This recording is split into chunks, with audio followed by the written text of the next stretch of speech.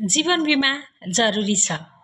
आफू हुँदा आफ्ना लागि र आफूपछि आफ्नो आश्रित परिवारको सुन्दर भविष्यको लागि। यहाँहरू सबैलाई नमस्कार। म सिटिजन लाइफ इन्सुरेन्स देवदह शाखाको एजेन्सी म्यानेजर। यहाँहरू सबैलाई बिमा सम्बन्धी केही कुरा जोड्न चाहन्छु। बिमा मानव जीवनका लागि अति नै आवश्यक छ। धेरै साथी सङ्गी मित्रहरूलाई बिमाको प्रस्ताव लैजाँदा जहिले पनि नकारात्मक भाव व्यक्त गर्नुहुन्छ। बिमा गरेर के काम, बिमाले हामीलाई के फाइदा हुन्छ, जाबो बिमा जिउँदो हुँदा भन्दा मरेसी फाइदा, अब हामी मर्नु भनेर यसरी नकारात्मक भावहरू हामीसँग व्यक्त गर्नुहुन्छ। कति साथी सङ्गी भाइ बहिनी दिदी भिनाजु होइन दाई भाउजू सबैजनालाई आफ्नो मानेर हामीले बिमामा जोडिनुस्। बिमाले सुरक्षा प्रदान गर्छ, भविष्य सुनिश्चित बनाउँछ, बचतले पछि अप्ठ्यारो पर्दा धेरै ठुलो साथ दिन्छ भनेर धेरै कुराहरू बुझाउन खोज्छौँ, तर बुझ्न चाहनु हुँदैन। जसले पनि नकारात्मक तरिकाले हामीलाई व्यङ्ग्य रूपमा उडाउनुहुन्छ। कतिजनालाई मैले बिमाको प्रस्ताव गर्छु, कतिजना त बोल्नै छोड्नु भयो। अनि धेरैजनाले बिमाप्रति नकारात्मक भाव पैदा गरेर बिमाको एजेन्टसँग एकैछिन बस्ने भन्दा बाँचेको भन्दा मरेको फाइदा भनेर सिकाउनुहुन्छ भनेर पनि हामीलाई नराम्रो तरिकाले भन्नुहुन्छ।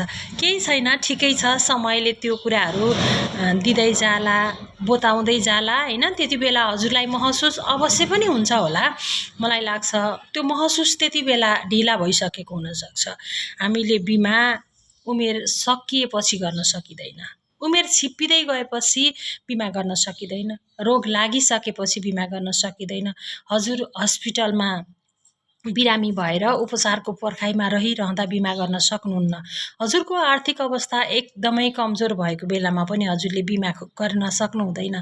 त्यसैले समयमै बिमा गर्नुपर्छ। हजुरले अहिले कमाइरहेको बेलामा थोरै थोरै बचत जम्मा गरेर बिमामा सहभागी हुनुभयो भने त्यसले ठुलो ठुलो अप्ठ्यारो परिवेशमा हजुरलाई साथ दिन्छ।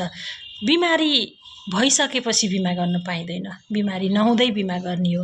बिमा भन्ने चिज जति सानो उमेरमा गर्नुहुन्छ नि त्यति नै कम प्रिमियम पर्छ। समयमै बिमा गरेर सचेत हुनुभयो भने हजुर र हजुरको परिवार सुरक्षित हुन्छ। बिमाका कुरा लिएर आउने ती तपाईँका साथी सङ्गी इष्टमित्रहरू कहिल्यै गलत छैनन्। गलत नजरले नबुझ्नुहोस्, त्यो दिन फेरि पछुताउन पर्ला।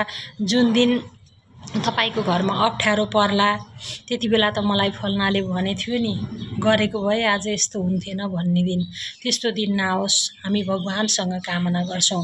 बिमा भनेको तपाईँको सुरक्षाका लागि हो। कुनै पनि एजेन्सीले आफ्नो फाइदाका लागि बिमा गर्दैनन्। बुझ्ने मानसिकता हुन त मानिसमा सकारात्मक भन्दा नकारात्मक भाव धेरै हुन्छ होइन। आफ्नो फाइदाका लागि भन्ने भाव हुन्छ, तर बिमामा हजुरलाई जबरजस्ती पनि जोडाउने प्रयास जुन एजेन्सीले गर्नुहुन्छ नि त्यो तपाईँको सुन्दर भविष्यका लागि गरिदिनु भएको। यो कुरा चाहिँ ढुक्कले बुझ्नु होला। बिमा गर्नुहोस् भनेर प्रस्ताव ल्याउने व्यक्ति कहिल्यै पनि गलत होइन। आफ्नो फाइदालाई भनेको हुँदैन, तपाईँको भविष्य सुरक्षित बनाउनका लागि भनेको हुन्छ। हामी बिमाबाट जीवितै हुँदा नै धेरै फाइदा लिन सक्छौँ। अन्नपानीको शरीर हो मानिस। कति बेला के हुन्छ कसलाई के थाहा होइन, कति बेला के हुन्छ कसैलाई थाहा हुँदैन, जति बेला जे पनि हुनसक्छ। हामी अचानक नसोचेको दुर्घटनामा पर्न सकिन्छ। दुर्घटनाले अङ्गभङ्ग पनि हुन्छ। मानव शरीर हो, परान नै गएर सुख हुन्छ भन्ने होइन नि त। मानिस मृत्युसँग लडिरहँदाका ती क्षण सम्झिनुहोस्। त्यो दुःखको अवस्थामा तपाईँ घरमा कमाउने व्यक्ति हुनुहुन्छ, तपाईँले पैसा कमाइरहनु भएको छ, तपाईँको परिवार सुखसँग चलेको छ। सोच्नुहोस् त एकपटक, तपाईँलाई केही गरी नराम्रो घटना भयो, तपाईँप्रति वज्रपात पर्यो, तपाईँ अशक्त हुनुभयो, दुर्घटनामा पर्नुभयो, अङ्गभङ्ग भयो, त्यो अवस्थामा तपाईँको परिवारको रक्षा कसले गर्छ, तपाईँलाई सुरक्षा कसले दिन्छ? त्यो कुरा हामीले सोच्नै सक्दैनौँ, सोच्न नै चाहँदैनौँ। अहिले म यत्तिकै ठिक छु, मलाई सधैँभरि यस्तै ठिक नै हुन्छ भन्ने कुरा सोच्छौँ, तर त्यो गलत मानसिकता हो, त्यो भ्रम हो। त्यो कुरा नसोच्नुहोस्। कति बेला के हुन्छ कसैलाई थाहा हुँदैन। समयमै बिमा गर्नुहोस्, सचेत रहनुहोस्। आज हजुरले कमाउँदै हुनुहुन्छ, थोरै थोरै बचत भनेर छुट्याउनु भयो भने तपाईँको बच्चाहरूको बालबच्चाहरूको उज्जवल भविष्यका लागि शिक्षा प्रदान गर्नका लागि पनि त्यो रकम धेरै महत्त्वपूर्ण हुन्छ। आज हामीले कमाइरहेको बेलामा हामीलाई त सधैँभरि कमाइ हुन्छ, यस्तै हो, सकिन्छ, हामीसँग पुग्छ भन्ने खालको मानसिकता हामीले बोक्छौँ। तर त्यो हुँदैन। समय कति बेला के हुन्छ कसैलाई थाहा हुँदैन। समयमै जीवन बिमा गर्नुहोस्, ढुक्क हुनुहोस्, आफू र आफ्नो परिवारलाई सुरक्षित बनाउनुहोस्। मैले त मेरो श्रीमान, मेरो बालबच्चा सबैजनाको जीवन बिमा गरेर ढुक्कसँग बसेकी छु। त्यसैले तपाईँले पनि जीवन बिमा गर्नुहोस् सिटिजन लाइफ इन्सुरेन्समा। विश्वका जुन कुनै ठाउँबाट पनि सिटिजन लाइफ इन्सुरेन्समा बिमा गर्न सकिन्छ। तपाईँले अनलाइनबाट बिमा गर्ने हो। नेपाली हुनुहुन्छ, विदेशमा रोजगारीका सिलसिलामा हुनुहुन्छ, विदेशबाट पनि बिमा गर्न सक्नुहुन्छ। तपाईँको घर परिवार पनि नेपालमा हुनुहुन्छ, अहिले कमाइरहनु भएको छ। सबैजनाले सचेत भएर समयमै बिमा गर्नुहोस्। पछि पछुताएर केही हुनेवाला छैन। आफ्नो कमाइ सुरक्षित तरिकाले राख्नुहोस्। बुढौलीको सहारा बन्छ, अशक्तताको सहारा बन्छ, परिवारको उच्च शिक्षाका लागि सहारा बन्छ। जीवन बिमा धेरै नै महत्त्वपूर्ण कुरा छ। त्यसैले तपाईँलाई जीवन बिमा सम्बन्धी कुनै जिज्ञासा छन् भने पनि मलाई म्यासेज गर्न सक्नुहुन्छ। म यहाँहरूका मनमा लागेका जिज्ञासाहरूलाई मेटाउने प्रयास गर्छु। त्यसैले सबैजना जीवन बिमा गरेर सुरक्षित रहनुहोस्। फेरि पनि सबैजनालाई बिमामा जोडिनका लागि अनुरोध गर्छु।